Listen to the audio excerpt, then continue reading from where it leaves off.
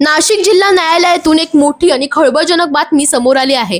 न्यायालय आहे की बाजार असा थेट सवाल उपस्थित करत नाशिकमधील वकिलांनी न्यायालयीन कामकाजावर बहिष्कार टाकत आंदोलन पुकारलं आहे. नाशिक जिल्हा व सत्र न्यायालयातील 5 न्यायाधीशांच्या वर्तनावरून वकिलांमध्ये गेल्या काही दिवसांपासून तीव्र असंतोष होता. तो असंतोष अखेर उफाळून आला असून सोमवारी वकिलांनी या 5 न्यायाधीशांच्या दालनात कामकाजावर बहिष्कार टाकला. वकिलांच्या तक्रारीनुसार न्यायालयीन कामकाजादरम्यान असभ्य भाषा वापरणे, अरेरावी करणे, वकिलांवर ओरडणे, फाईल्स फेकणे अशा गंभीर प्रकारांचे आरोप संबंधित न्यायाधीशांवर करण्यात आले आहेत. याबाबत वकिलांनी शहर वकील संघाकडे तक्रारी केल्या होत्या.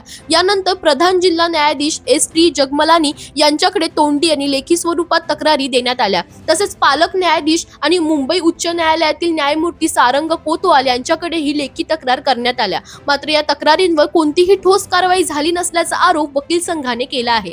तक्रारीनंतरही संबंधित न्यायाधीशांच्या वर्तनात सुधारणा न झाल्यामुळे सोमवारी कामकाज बंद आंदोलन करण्यात आलं. दिवसभर संबंधित न्यायाधीशांच्या दालनात एकही वकील उपस्थित नव्हता.